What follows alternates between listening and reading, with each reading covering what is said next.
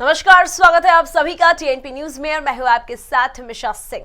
वित्त मंत्री निर्मला सीतारमण ने देश का 75वां बजट पेश किया है। बजट में मिडिल क्लास को तोहफा दिया गया है, लेकिन आम जनता इस बजट से कितनी सहमत है, आइए सुनते हैं। आज देश का 75वां बजट पेश हुआ है। इस बजट में किसको क्या मिला, मध्यम वर्ग को क्या मिला, किसानों को क्या मिला और बिजनेसमैन को क्या मिला, हमारे साथ सीएस जय प्रदवानी जी हैं, उनसे जान लेते हैं। आज जिस तरीके से बजट पेश हुआ, उस बजट को किस तरीके से आप देखते हैं, किसको क्या क्या मिला? देखिए, इस बजट में उन्होंने सबको कुछ न कुछ देने की कोशिश की है और संतुलित बजट कहा जाएगा। किसानों के लिए भी बहुत कुछ है, व्यापारियों के लिए भी माहौल अच्छा बना लिया है, स्टूडेंट्स के लिए भी है, कॉलेजेस की घोषणाएं हुई है, ट्रांसपेरेंसी रखी है, तो ऑनलाइन टेक्नोलॉजी को बढ़ा दिया है, डिजिटल पेमेंट को बढ़ावा दिया है, ब्लैक मनी पे अंकुश रहेगा। तो हर वर्ग को कुछ न कुछ देने की कोशिश की गई है और उसमें सफलता उनको मिली है सीतारमण जी को। जिस तरीके से बात करा जाए तो शुरू से ही उन्होंने कृषि पर ज़्यादा फोकस दिया है, इसको किस तरीके से दिखते हैं? कृषि का तो ये आलम है कि स्टार्टिंग से लेकर आखिरी तक बजट की जो स्पीच थी, उसमें कृषि ज़्यादा बोल रहे थे। उनको लग रहा था कि किसानों को खुश करना है, उनके लिए जितनी रियायतें दे सकें, उनके लिए माहौल अच्छा बना दें, उनके लिए टेक्नोलॉजी बढ़ा दें, उनके लिए ट्रेनिंग बढ़ा दें, तो उस पर ज़्यादा फोकस किया है। उस पर बहुत अच्छा काम किया उन्होंने कृषि इस बजट में। इस बजट में अगर स्वास्थ्य की बात करें तो स्वास्थ्य के लिए क्या उन्होंने दिया? स्वास्थ्य के लिए अलग से इन्होंने कुछ नहीं कहा। तो लास्ट टाइम इन्होंने कह दिया था 5 लाख रुपए की छूट, उसी को यथावत रखा है। अलग से स्वास्थ्य की घोषणा नहीं की है। और 5 लाख तक वाली बहुत अच्छी छूट है, वो तो चल ही रही है, उसको बंद नहीं किया है, वो चलती रहेगी इस छूट। अगर बात करें तो इस बजट में युवाओं को कितना प्रोत्साहन मिलेगा और युवा कितने इससे प्रभावित होंगे? युवाओं को स्वरोजगार की तरफ बढ़ाने के लिए ज़्यादा उन्होंने जोर दिया है, ताकि खुद अपना रोजगार शुरू करें। स्टार्टअप पे ज़्यादा जोर दिया है, उसके इंसेंटिव बढ़ा दिए हैं। तो अलग से उन्होंने एम्प्लॉयमेंट देने की कोशिश नहीं की, उन्हीं को इतना कैपेबल बनाने की कोशिश की वो खुद अपना रोजगार शुरू करें और लोगों को भी रोजगार दें। माहौल उस तरह से बनाया है स्टार्टअप वालों के लिए। बात करते हैं इस बजट में मध्यम वर्ग को कितना लाभ मिलेगा? मध्यम वर्ग तो देखिए, सबसे पहले देखता है बजट में हमारी वो क्या हुआ, टैक्सेबल क्या हुआ, सैलरी क्या हुई या इनकम की क्या हुआ। तो वहाँ तो उनको जैसे पता चल गया कि 7 लाख तो कोई टैक्स नहीं है, तो वो आधा तो खुश वैसे ही हो गया। तो बजट मध्यम वर्ग उसी में खुश है कि 7 लाख तक आमदनी को कोई टैक्स न दो, तो वो उनके लिए बहुत बड़ी बात है। लास्ट टाइम उन्होंने 5 साल पहले 5 लाख कर दिया था, तो बहुत ज़्यादा सफलता मिली थी चुनाव में भी, मध्यम वर्ग खुश हुआ था। और फिर इलेक्शन आने वाले, फिर 7 लाख कर दिया, और खुश हो जाएंगे सब। बात करें तो जिस तरीके से यहाँ पर बजट को लेकर के पेश किया गया, तो जिस तरीके से बिजनेसमैन हैं उनको किस तरीके से इसमें लाभ मिलेगा? बिजनेसमैन के लिए इन्होंने माहौल अच्छा बनाने की कोशिश की है कि भय मुक्त माहौल में आप लोग काम करिए। जो भी आपको लेनी है, परमिशन लेनी है, वो ऑनलाइन लें। आप दर से दर भटके नहीं, एक से दूसरे विभाग में नहीं जाएं। कंप्लायंस आपके ऑनलाइन हो जाएंगे और प्लस आपको इंस्पेक्टर राज खत्म रहेगा। तो ये माहौल अच्छा बना है और बिजनेसमैन को खुद मेहनत करनी है, मेहनत वो खुद करेंगे। जो सीए चार्टर्ड अकाउंटेंट के छात्र हैं, इस बजट को किस तरीके से देखते हैं, उनसे जान लेते हैं। क्या नाम है आपका? नीलेश जायसवाल हमारा नाम है। नीलेश जी, इस बजट को किस तरीके से आप लोग देखते हैं? ये बजट काफ़ी अच्छा रहा है। अगर देखा जाए तो जो मिडिल क्लास के लोग हैं उनके लिए बजट काफ़ी अच्छा है, क्योंकि पहले क्या था कि रिबेट जो देते थे 12,500 जो कि 5 लाख तक मिलता था, उसको 7 लाख कर दिया गया है। ठीक है, तो अब रिबेट 52,500 हो गया है। और जो बड़े क्लास के लेवल के लोग हैं, जो जिनकी इनकम 2 करोड़ से ऊपर है, उनके लिए पहले सरचार्ज हुआ करता था 37% का, उसको हटा करके अब 25% कर दिया गया है। जो 5 करोड़ के ऊपर 37 के ऊपर लगता था 37%, अब उसको 25% कर दिया गया। तो ओवरऑल देखा जाए तो बजट अच्छा ही है। क्या नाम है आपका? मैं शिवम जायसवाल। शिवम जी, अगर बात करें इस बजट में सबसे ज़्यादा फोकस कृषि को लेकर के रहा है, कैसे देखते हैं इसको आप? कृषि को लेके इसमें रहा है। यहाँ पे कृषि के लिए उन्होंने एग्रीकल्चर सेक्टर में कुछ नए नए तरीके लेके आए हैं। जैसे कि उसमें था कि नए नए जगह पे 150 से 170 कुछ कोल्ड सेंटर्स खोल रहे हैं।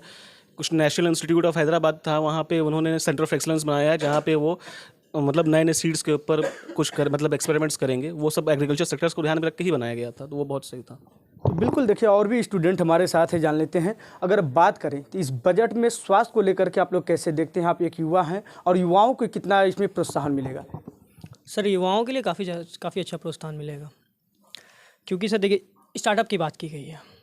अब देखिएगा, इंडिया तीसरे लेवल पर आता है स्टार्टअप के लिए। जैसे हम लोग स्टार्टअप को प्रमोट करेंगे, वैसे आज या नहीं तो कल में हम लोग नंबर 1 पे आ जाएंगे स्टार्टअप के लिए। और हेल्थ की काफ़ी अच्छी बात की गई है। हेल्थ के मतलब सर मेडिसिन वगैरह के लिए एक पर्टिकुलर लैब बनाया जाएगा, जहाँ पे उसको एनालाइज किया जाएगा, तरह तरह तरीके का बीमारियाँ और उसका मेडिसिन वगैरह, ऐसा है। बिल्कुल, अगर बात करें तो शिक्षा को लेकर के किस तरीके का बजट में आप देखते हैं इसको? शिक्षा को लेकर डिजिटल लाइब्रेरी बनाई जा रही है और आदिवासियों के लिए नए नए स्कूल बनाए रहे हैं, एकलव्य स्कूल बनाए जा रहे हैं। टीचर्स को काफ़ी सारे ट्रेनिंग वो मॉडर्न टेक्नोलॉजी से ट्रेनिंग दी जा रही है और इस स्किल डेवलपमेंट के लिए काफ़ी सारे काम हो रहे हैं। बिल्कुल, और भी हमारे साथ स्टूडेंट हैं। अगर बात करें तो इस बजट में आप जिस तरीके से बजट आपने देखा और 75वां बजट पेश हुआ, तो इस बजट में किस तरीके का महिलाओं को लेकर के खास ध्यान दिया गया?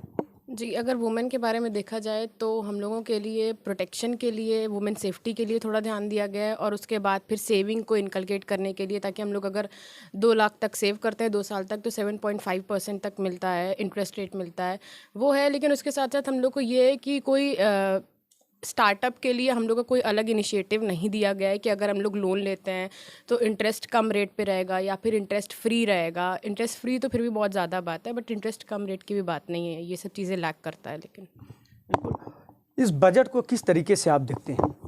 सर, मैं कहना चाहूँगा कि अगले साल 2024 का इलेक्शन है और गवर्नमेंट ने क्या किया है कि गवर्नमेंट ने जैसे जो जहाँ ध्यान देना चाहिए, जैसे कैपिटल एक्सपेंडिचर पे गवर्नमेंट ने उस पर तो ध्यान दिया है, पर अपने वोट बैंक को भी सलामत रखने के लिए उन्होंने ऐसे ऐसे मेजर्स लिए हैं, जैसे कि सैलरीड पर्सन्स के लिए 50,000 से 52,500 कर दी गई है। उसके अलावा जो इनकम है जिसमें रिबेट मिलता है 5 लाख से 7 लाख कर दी गई है। तो गवर्नमेंट ने दोनों मिक्स अप्रोच रखा है कि लॉन्ग टर्म ग्रोथ भी हो और वही लॉन्ग टर्म ग्रोथ कर पाए, मतलब वो पावर में बने रहे।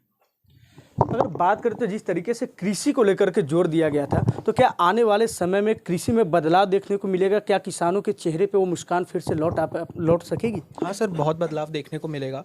गवर्नमेंट जैसे इन्होंने बजट में काफ़ी कुछ इन्होंने प्रपोजल्स दिए हैं जो ये लोग आगे एग्रीकल्चर सेक्टर में लेंगे। साथ ही साथ इन्होंने जो आम आदमी लोगों के ऊपर जैसे ये स्कीम्स जो डाली हैं, जैसे 5 लाख की इन्होंने 7 लाख कर दिया है और बहुत सारी चीज़ों इन्होंने न्यू ऐड की हैं। तो मेरे हिसाब से बहुत आगे चल के ये हेल्प करेगा, आगे एग्रीकल्चर डेवलपमेंट सेक्टर में भी काफ़ी ये हेल्प करेगा। बिल्कुल, और भी स्टूडेंट हमारे साथ जान लेते हैं। अगर बात करें तो इस बजट को आप एक महिला होने के नाते किस तरीके से इसको देखती हैं?